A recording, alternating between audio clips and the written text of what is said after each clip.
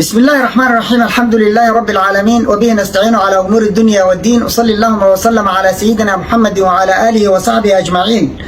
أسعد الله صباحكم ومساءكم ولياليكم أينما كنتم وحيثما حررتم. ولا الله سومالي ملك جوجتان بإله سبحانه وتعالى ذكوان ما يالو عدي دبندبك الله كقاضو عدي دن الله وفي انت بهنا الله ديقو انت بكت الله بكسي انتي دمتي الله ونحرستو والدينتين الله ونحرستو أننا الله نوقدب نحرستو dalka diinta dadka iyo dawladnimadaba ilaahay subxaanahu wa ta'aala inoo badbaadiyo. Waxaan ka hadlayaa laba qodob laakiin intaan hadalka bilaabin kelimkan waa la tuuri doonaa horta isgaarsiiya haddii aad weydaan cadaadis baa saaran jihooyin tiro badan baa weerar igu ah oo Facebook iga dacweeya YouTube-ka iga raadiya asxaabtiina u sheegay inay YouTube-ka iga raadiyaan haday halkaan iga waayaan. Qodobka koowaad dhowr nin oo siyaasiyiin ah oo saddex nin baa ka soo qaadanaya baa ka hadlay arrimaha hadda taagan iyo la dagaalanka al-shabaabka iyo taageerada dawladda. Saddex nin baa soo qaadanaya. ninka koowaad ugu horeeyay wuxuu ahaa Sheekh Shariif Sheekh Axmed madaxweynihii hore wuxuu yiri ciidamada waa taageersanahay halganka al-shabaab ka dhanka aan ciidankan la jiraa waa shaxshax. wuxuu ku daray baaritaan lagu sameeyo عوس وينه مصيبة دي كده عادي عندي كده بس وكان دونا عوس وين فرماجو وحصو صاري قرال هل قضبوه كان دولة هلا تاجروا إذا ما ده هلا قرب يستاهل أنت كليو شيء إذا كلين للين كمان هادلين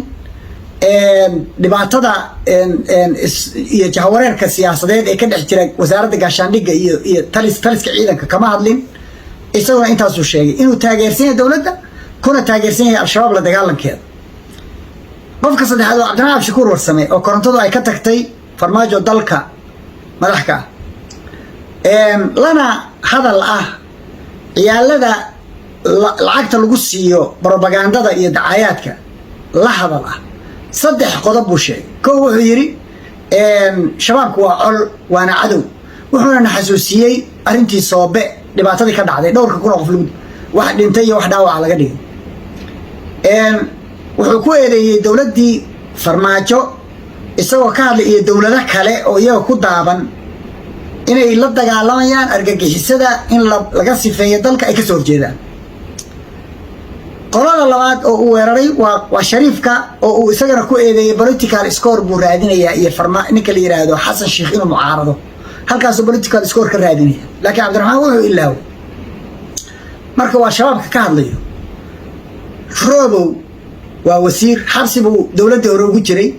dawladda wasiir buu yahay waa ninkii sheegtay Soobe waa ninkii caruurta yaryarka oo iskuulka Turkiga u aadaysay imtixaanka daawanay inta 80 iyo dheeraad ka dilay anaa dilay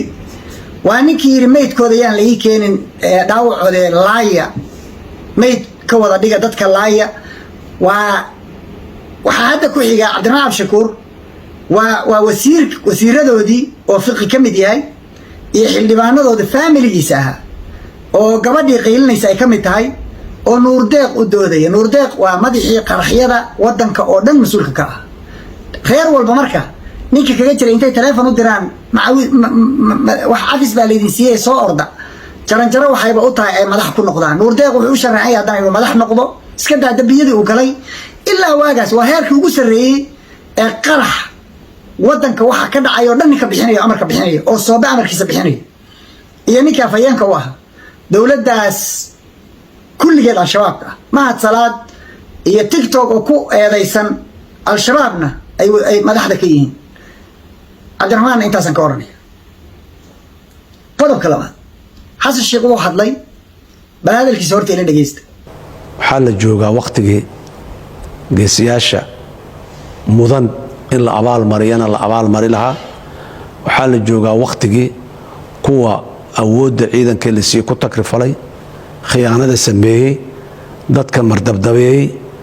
waagii lala xisaabtami lahay bilowgeedii waa la joogaa. sidaa maqlaysaan madaxweynuhu wuxuu sheegay wixii Shariif dalbaday inuu fulinayo. madaxweynaha waxaan ku baranay inuusan fulin warka uu sheego waxna sheego dhaqankuna wax kala noqdo. madaxweynuhu wuxuu dalbaday ummadda Soomaaliyeed inay ku taageeraan dagaalka mowqifkaygu aniga waa taageero waligay baan shabaab la diray 2008 baan xasaan afar habeen intaan doodaynay waxaan ku yiri xasaanow adiga iyo al-shabaab argagixisa waxa tihiin baan ku yiri khawaarij waa 2008 wali nin wadaado kelmadda ku yiri ma jirin waagaan cajalada ka duubay hadda waxaan helay clip aan duubay 2014 waa 10 sano ka hor waan leeyahay khawaarij weeye nimankaas iyaga ah la dagaalankooda iyo dawladda in la taageero diyaar shuruudaha iigu xiran madaxweyne anoo ka jawaabaya arrintaas codsigaagaas waa ajiibnay waana aqbalnay laakiin waxaan kaa rabaa anigu sida farmaajo dhihi maayo ha layska taageero waxaan waafaqsanahay sida cabdiraxmaan cabdishakuurna ha layska difaaco indhala-aan difaaca kugu difaaci maayo waxaana kaa rabaa inaad adkaysatid oo criticismka ogolaatid waxna dhegaysatid haddaa rabtid inaad guulaysatid dhowr waxyaabood oo dhacda ah baan ku xasuusinayaa farxaan qaroola ka soo bilow allah u naxariistay qarax baa lagu dilay loo wada og yahay raggii dilay waa kula socdaan weli aday ku intaasoo sarkaal oo ka dambeeyey kulligood mahad salaad baa ku eedaysa mahad taliyihii sirdoonka ka horreeyey wuxuu kuu sheegay inuu fayl leeyahay ku leeyahay nisa waad ka indha adeegtay isagaad u dirsatay kuma ekaan nisa waxaad gacanta u gelisay amarka iyo talada ciidamada oo dhan amarka toos ninka u siinaya taliya guutooyinka oo toos u wacaya isagoo dhinac ka maraya kana tirsanayn wasaaradda gaashaandhigga oo dhan aan ka tirsanayn iyo military iyo ciidan midna weligiisna aan ciidan baran aqoonna ma ujeeda waa isaga waxaan rabaa inaan kaala sheekaysto dhowr dhacdo aan kaga haray anoo xoog kuula socda dhowr dhacdo isku xigta markay dhacday baan ka haray oo xoogaa gaabiyey anigu waa soo koorsaynayaa haddii ay isbeddel dhaco raggii la dagaalami jiray al-shabaab oo odawaa iyo biixi iyo jeyte iyo raggii la midka ah iyo taliyayaashii soo dagaalamay oo dhan waa la cunay adaa wada cunay maxaa geysay kuwii badbaado qaran oo mooryaanta ahaa oo ku garab istaagay baad ku abaalmarisay in badanoo ka mid a qabyaalad baa waxaad ku keentay nin khariban oo taliye ciidana Ibraahim Muxyidiin oo lagu sheegay adigoo madaxweynaha xilligaagii hore inuu al-shabaab la shaqaysto ay lacag ugu shubeen akoon ku yaalan imaaraadka rasiidkiina lagu keenay ayna ku cadaatay inay runtahay ninkaasi waxaan sheegay maalintii aad xilka u dhiibtay inuu yahay ganacsade waa proof garaynayaa maanta kow wuxuu bilaabay warqadii ugu horreysay oo uu ajnabi u qoro wuxuu u qoray Mareykanka wuxuu yiri shirkadii la oran jiray Docol ha lagu celiyo contractigeeda shirkadaas waa shirkad ay ka cayrisay Mareykanku ay eriyeen oo black listed ka dhigeen contractiga lagu celiyo inay musuq maasuq jireen ciidamada balidoogle qalabay cuntadooda labo wuxuu soo saaray qofkii ugu horreeyay oo uu xilka keensado oo uu cabinet ka dhigto laba xidigle boolis ah oo uu ka keensaday Hirshabeelle ayuu yiri emailaya oo hala ii dalacsiyo gaashaanlaha laga dhigo xataa ciidan maaha military waa boolis Hirshabeelle laakiin isku haybay yihiin wuxuu ka dhigtay cabinet wuxuu keensaday nin shacaba oo uu yiri wuxuu yahay la taliye wuxuu kala talinayaa arrimaha military iyo ciidamada iyo dagaalka buu kala talinayaa waana nin shacaba kow mushaar ha loo qoro mushaar xagee loo 5 kun ha loo qoro xagee laga keenaa dadka laga jiro waxaa la bilaabay $2 iyo $5 iyo in la jarayo madaxweyne wuxuu lacag ka doontay oo ka raadsaday ninka ganacsadaha ahi gaaskii ciidamada la siinayay caws weyne ka dhacday baabuurtii in la waayay gaas lagu kaxeeyo oo loo diiday gaaskii intay dalbadeen loo diiday oo lama hayo intaas ay isku filaysiin oo baabuurtii markii la damcay in lagu cararo hadii cidi carari lahayd oo laga baxsan lahaa dib u gurasho xeel dagaal aan wax lagu cararo lahayn oo baabuurtii saa ku gacan gashay isagoo lacag ka raadinay bariiskay cunayeen waxaa lagu diriray $38 baa laga dhigi jiray bariis Xamse ama bariis dhuudhuub mid $18 oo bariis buurbuur la yiraahdo aan la cuni karin buu ku bedelay si uu $20 halka uga helo ilaa $18 waxaa lagu casilay bariiska dartii taliyihii guuto ee galcad Bashiir Cumar bariiskaasuu diiday. qodobka labaad taliye uu isagu iska soo magacooday Xasan Digis la yiraahdo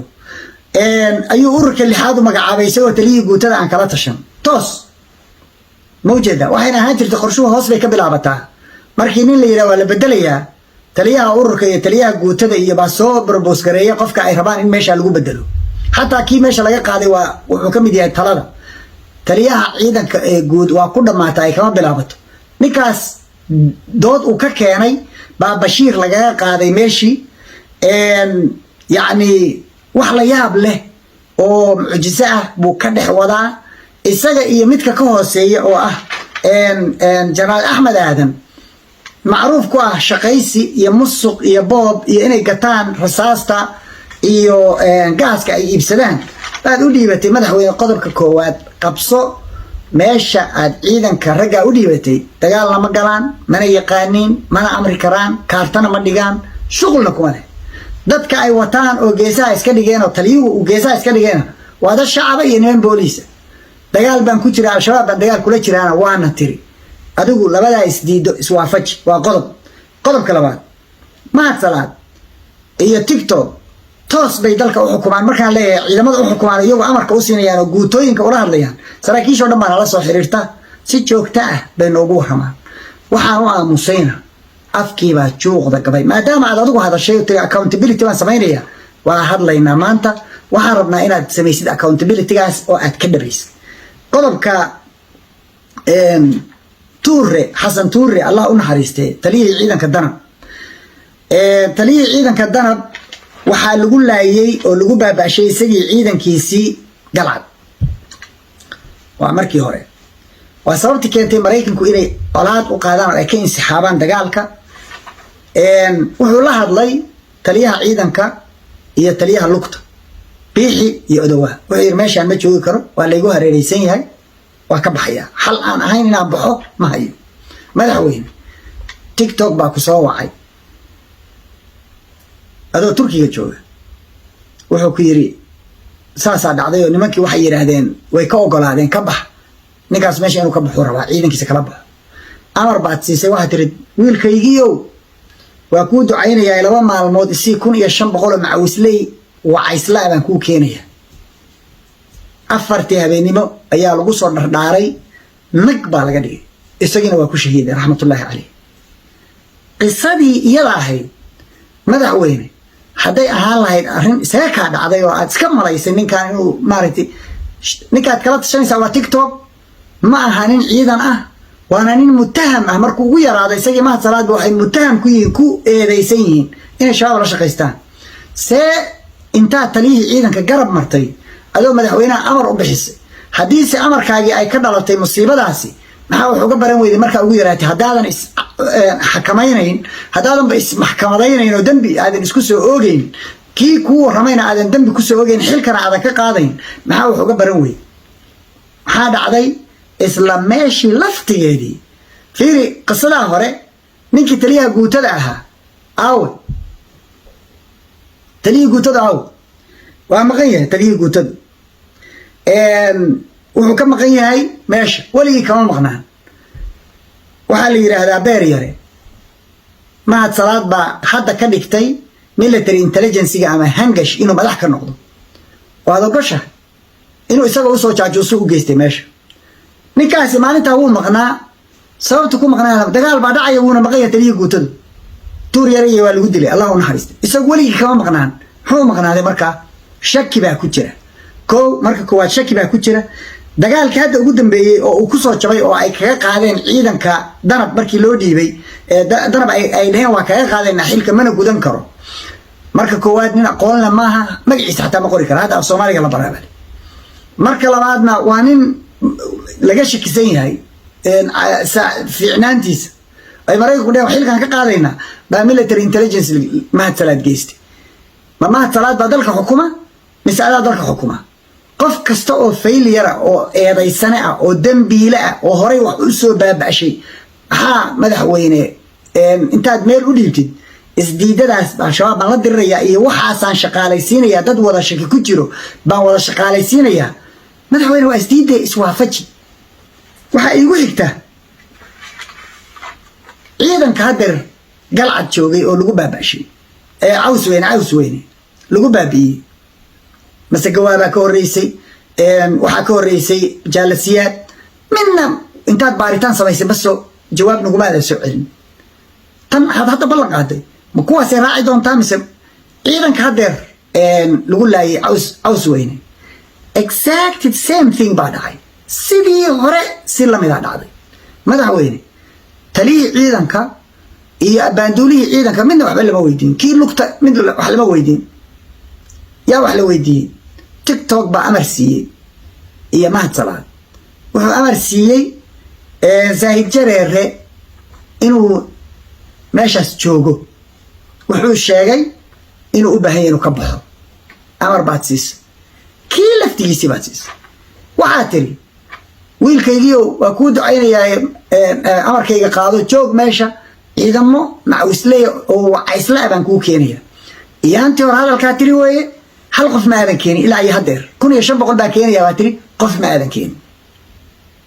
hadda waa dhammaadeen nimankii waa ku dhammaadeen 130 nin ka badan baa laga dilaa 150 inta dhaxas wali way fiirsan yihiin oo la ururinaya nimankii soo bartay 6 sano iyo 7 sano turkiga ku soo bartay ciidanka iyo kaartada iyo dagaalka gorgor weligood lagama adkaan weligood lama jabin waad ogtahay waxay ka dhigeen awdheegle iyo bariire waad ogtahay zabiid iyo caanole waad ogtahay janaale waad ogtahay buulamar shabeellada hoose oo dhan inta hadda la joogo raggii xoreeyey inay ku dhammaadaan shabeellada dhexe iyo galguduud inay ku dhammaadaan madaxweyne waa istiido ma aha wax la garanayo ciidanka ma baabi'inaysaa ma tirtiraysaa mise waxaad rabtaa oo kaa daacada dagaalkan laba arrimood ii kala saar madaxweyne inaad niyad xun tahay oo xumaanta qayb ka tahay in imaaraad kugu guurayo in ciidamadii turkiga la rabo in la tirtiro oo sahan research balaankeedii lagu socdo iyo in aad khibrad yaraane ku hayso nimanku lugooynayaa ay ku daba socdaan hadday jirto in lagu lugooynayo dema ilaa xadkaasaa damiin tahay shalay hadduu ku siray tiktok maanta haddana inuu ku siro isla same thing uu kugu siro wixiina same problem ay dhacaan welina uu wasiir yahay waxaa la iiga soo sheegay taliyaha ciidanka ciddii amarkaa bixisay hala weydiiyo maxaa yeelay capable ma aha waa nin shaqataga oo musuq ku jira danka male madaxweyne annagoo ku taageeri lahayn oo ku garab istaagi lahayn awlaad baan leeyahay kuwaagoo kale ah wiilashaas awlaaddeena ay la mid yihiin adiguna ma ogolid awlaadaada insaa loo wanjalo anna ma ogolid see kuugu taageeraa marka dad caruurtiis inaad baabiisid see kuugu taageeraa ciidamadii inaad dhulka la sintid see kuugu taageeraa nin kasta oo wax ah oo wax soo bartay taliyaha ciidanku intuu xilka ka qaado inuu niman qabiilkiisa oo reerkiisa oo adiga reerkaaga ah oo abgaala ku safayo inuu musuq iyo shaqo wado dagaal baan wadaa ganacsi baan kaga jiraa bariiskan xataa ku ciriirinaya rasaas male hubka ay kaa qabsadeen al-shabaab waad ogtahay adduunka intay saarnaayeen inaysan helin markay etoobiyaanka la dirirayeen beekain baa u weynaa ciidankii hubkay wateen beebayaal iyo kaarayaal bay wataan waxaas hadday fashi lahayd okay hadda aan bilowno min jadiid eber aan kasoo bilowno madaxweyne mahad salaad ka dhex saar ciidamada tiktok ka dhex saar ciidamada taliyaha ciidanka ka saar kan abaanduulaha uga dhigtay dhulka taliyaha dhulka ka saar waxa ay magacaabeen oo qashinka ah oo kulligood aan waxba kala garanayna ka saar ciidanka halkaa aadaya oo dagaalka galaya urur kasta nin aqoon iyo karti leh taraag record leh raggii soo dagaalamay ilaa 2018 dagaalka ku soo jiray aqoontana lahaayoo soo bartay theory iyo practice-kiiba isku haysta macruufkana ah waad ogtahay u dheegle 270 nin oo al-shabaab ay ka dileen waad maqlaysay kaba ku tukaday hadalkiisii ninkii kibray waa zaahid jareere isagii ciidankiisii wixii ku dhacay waa la ogaa dhaawac buu noqday ma dhiban laakiin waxay jeclaa inuu dhinto raggaasoo kale maa u dhiibtid una daysi talada adiga maa toos laguugu xirmo haddaadan ku kalsoonayn waxa ka hooseeya maa waraysatid xogtooda maa ogaatid markay ku waramaanse ma ku kalsoonaatid madaxweyne halka khatar baa ka jirta ma joogi karo hadduu ku yiraahdo oo aad diidid oo balaaya ka dhacdo madaxweyne dambiilaa tahay haddaad niyad xun tahayna dee mujrim baa tahay aakhiraad la dhaqmi doontaa kana jawaabi doontaa amaam allahi markaa qaawan tahay qurlan adoo kabacad adoo cagacado qaawan oo buuryaqada markaad rabbi hor istaagtid markaasa ka jawaabi doontaa haddaad khibrad xumo ay kaa tahayna dee waxyaabaha qaarkood ceeb wey madaxweyne ama iscasil ama ishagaaji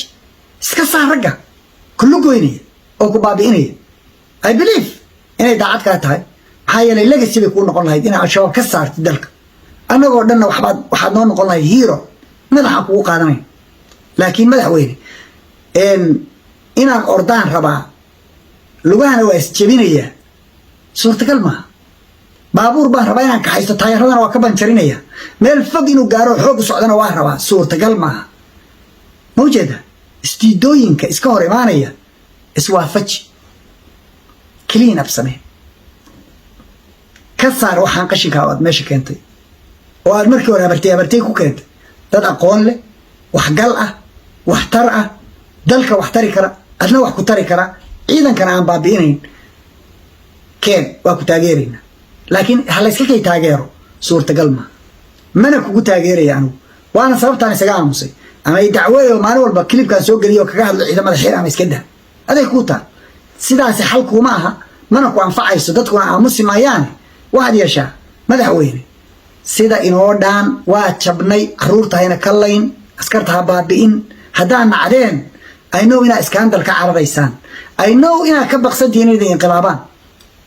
ciidankii dhowrka kun ahaayo hadda ka soo yaacay oo soo baneeyey meelihii ma garanaysaa la joogay oo dhan soo baneeyey budbud ceeldheer wabxo galcad masegawaa waxaasoo dhan waa haawanaya al-shabaab baa dib u qabsaday ciidankii soo baneeyey oo xamarka kugula jira oo xamse hadda ku maslaxayo bil fasaxaan idin siinayaa kadibna waa laydin dalacsiinayaa dhaqaalaa uu ku maslaxayo ma waxay ka baqaysaan inay inqilaabaan saasaa u baabi'inaysaan miya imaaraadku ma waxay ka baqayaan xataa kuwii